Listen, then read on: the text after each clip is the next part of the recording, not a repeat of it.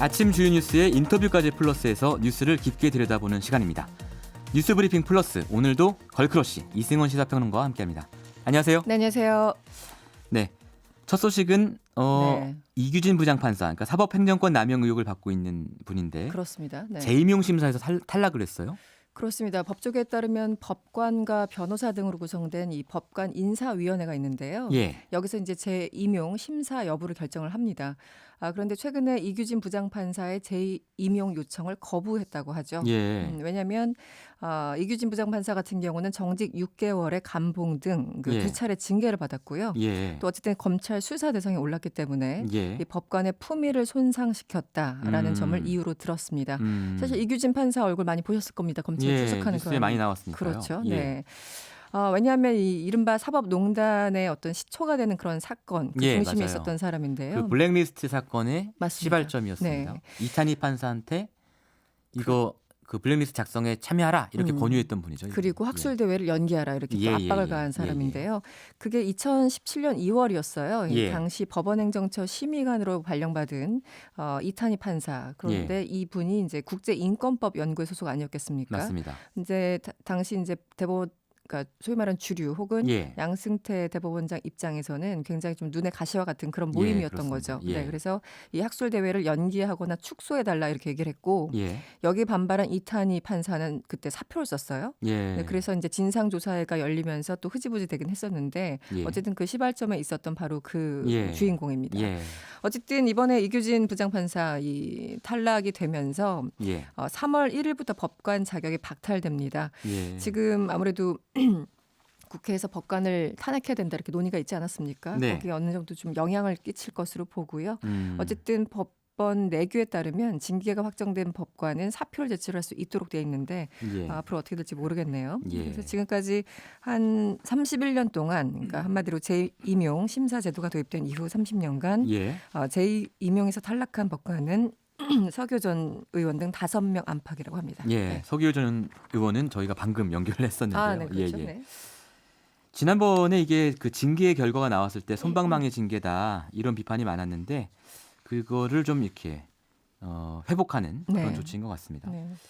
자, 다음 소식은 요즘에 굉장히 뜨거운 논란이 벌어지고 있는데 더불어민주당 손혜원 의원의 목포 문화재 거리 부동산 투기 의혹 이겁니다.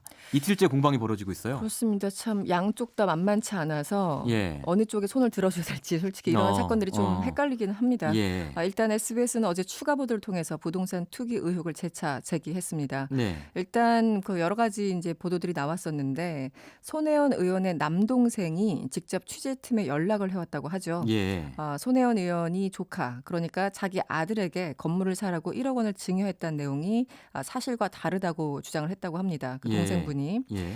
특히 창성장이라는 건물이 어떻게 운영되는지 예. 또 거기서 번 돈을 누가 가져가는지도 모른다고 예. 말했다 이렇게 보도를 했는데요. 예. 어제 보도를 정확히 보면 그 증여 사실은 그 동생도 인정을 했습니다. 네, 네, 그래서 네.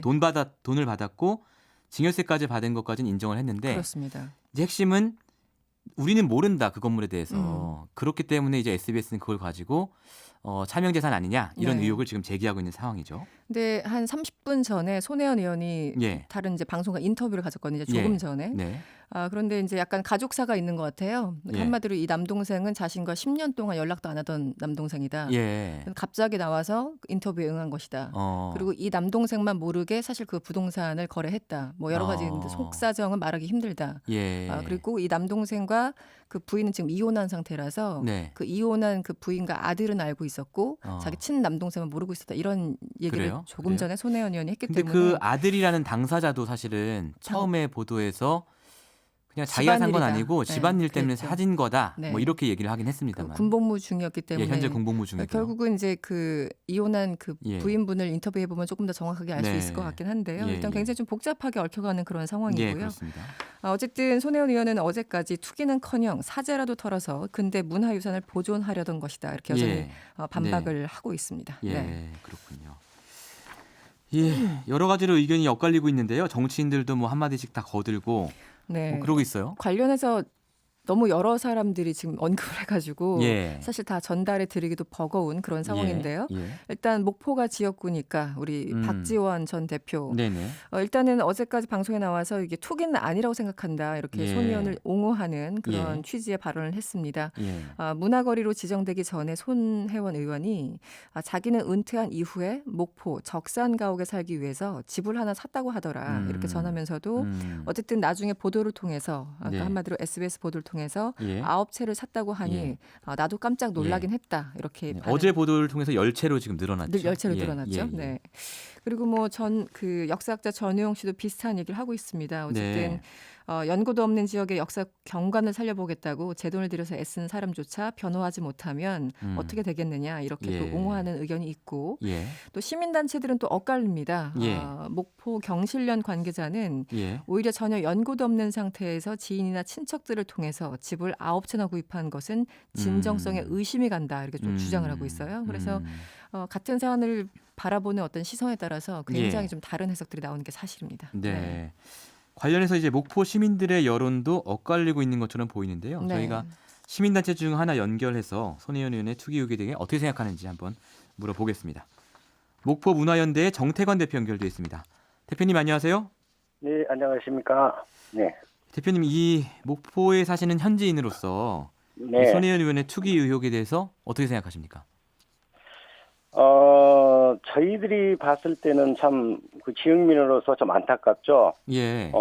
왜냐하면 이 지역이 지금 낙후되어 있는데 예. 이런 기회를 통해서 예. 지정 사업이라든가 뉴딜 사업을 통해서 예. 좀 잘 살아보고 했는데 예. 이게 부동산 투기 이런 것이 전국적으로 이슈화되면서 참 부끄럽기도 합니다. 저희들이 뭐 시민들 한 것은 아니지만 예. 이게 좀 긍정적인 보도가 돼야 되는데 예. 부정적인 보도가 돼서 좀 안타깝죠. 예. 네. 정태관 대표님께서는 지금 목포 문화연대에서 문화재 보호 네. 관련 활동을 많이 하고 계시죠? 네. 그동안 한 20여 년 전부터 예. 목포에 근대문화유산이 많이 해체됐습니다. 예. 사라지기. 그래서 예. 저희들은 목포시와 많은 예. 다툼을 통해서 예. 때에 따라서는 동본원사라는 일본 예. 옛날 건축물을 보존해서 예. 등록문화재를 시키기도 하고 그랬었습니다. 그렇기 때문에 지금 이 사안에 네. 대해서 네. 굉장히 관심도 많으실 거고 깊이 아실 것으로 보이는데요. 네. 지금 이제 문제가 되고 있는 그 만호동 일대, 네. 이 목포 구도심이죠. 네. 여기에 도시 재생과 네. 얘기되고 있는 아파트 재개발, 이거는 관련이 네. 있는 겁니까? 전혀 관련이 없습니다. 아, 그래요? 왜 그러냐면 예. 전혀 관련이 없고요. 예. 2012년 때 서산원군적 재개발 촉진 계획 철회를 촉구를 저희들이 수차례 예. 성명서를 냈었고요. 그래서 그쪽 주민들과 예. 갈등도 빚어지기도 했습니다. 아, 그래서 대표님은 만호동과 이 재개발하면 안 된다라고 하신 거고. 그렇죠. 예. 저는 집행위원장을 당시에 맡았습니다. 예. 그래서 주민들과의 갈등도 많이 있었지만 예. 지금 만호동과 그 서산 원군 지역 그 지역과는 약 4km 떨어져 있는 정도 될 4km면 꽤 거예요. 머네요. 예. 아주 전혀 상관없는데. 예, 그렇군요. 네. 근데 이 만호동 일대 말이죠. 이번에 이제 네. 근대 역사 문화공간으로 등록이 된 곳인데 네. 이곳은 어떻게 그렇게 지정이 될 만한 곳입니까? 저는 지정이 될 만한 곳이라고 저는 보고 있고요. 예. 이 지역은 당시 일제수탈의 대표적인 상징적인 지역입니다. 그래서 일본 적산가옥이 예. 뭐 세트장처럼 널려 있는 곳이에요. 예. 그래서 한마디로 이야기하면 일본 잔재 근대문화 자원의 박물관이라고 보시면 될 것 같습니다. 아, 그렇군요. 그래서 굉장히 예. 일본 잔재의 교육장으로서 가치가 충분히 있는 지역이라고 보고 있습니다. 그래서 이제 네. 손혜원 의원 주장은 문화재로서 그만한 가치가 있기 때문에 네. 뭐 외지인들한테 그 가치를 알리고 좀 더 많은 네. 사람이 찾기를 바란 마음에서 투자를 한 것이다. 네. 이렇게 지금 얘기를 하고 있는 거잖아요. 지인들을 설득해서 투자를 했다. 네. 그 주장에 대해서는 어떻게 생각하십니까? 그럴 수 있다고 보세요? 지인들 동원해서 투자를 했다. 예. 저는요 이렇게 생각을 합니다. 예. 지인들을 통해서 순수하게 투자를 할 수도 있겠죠. 예. 하지만 저희가 보는 하나의 입장에서는 손혜원 의원은 문광이잖아요. 그 간사가 맡고 계시잖아요. 예. 보존 활용보다는 먼저 예. 국회의원의 신분으로서 네. 이걸 보존하고 활용하는 제도적 장치 마련이라든가 이런 것이 됐지 않느냐. 그러니까 본인이 직접 그래- 나서서 투자를 하는 것보다는 제도 마련 그렇죠. 좀 해줬어야 된다. 네, 저도 예. 이제 이 지역에서 지역을 지키기 위해서 많이 했습니다만 예. 저희 같은 경우에도 목포시라든가 이런 의회에 제도 개선을 통해서 막으려는 노력들을 많이 해왔어요. 우선순위로. 예. 예. 그래야 다음에 투자가 이루어지지 않고 예. 이런 제도적 장치를 마련하는 것은 국회의원의 신분입니다. 그러잖아요. 예. 예. 그런데 우선순위로 보존하기 위해서 지휘 사람들을 투자를 시켰다. 예. 투자가 아니죠. 예. 건물을 매입시켰다. 이거는 예. 이 방법은 국민들로부터 많은 오해 소리를 받을 수 있는 그런 방법을 택했다고 저는 판단합니다. 그렇군요. 네, 저희가 팩트 체크를 하나 해야 되는데 지금 네, 그 동네의 어떤 건물 땅값이 많이 네. 올랐다라고 SBS는 얘기하고 있고요. 네, 손 의원 쪽은 별로 안 올랐다 이렇게 얘기하고 있거든요. 네. 어떻습니까? 실제로 올랐습니까? 안 올랐습니까? 저는요. 예. 목원동이라는 지정 사업이 2년 전에 끝났어요. 이와 관련돼서 저희들은 꾸준히 문제제기를 제기해왔고 예. 이번에 지금 누리들 사업과 문화재청 사업이 두 개를 통해서 약 1,000억 정도 투자가 됩니다. 5년 안에. 그래서 저는 계속 주시하고 있고 그 주민들과 예. 꾸준히 만나고 왔습니다. 아, 지금까지. 그래요? 그럼 더 네, 정확히 아시겠네요. 아, 그렇죠. 예. 그래서 예.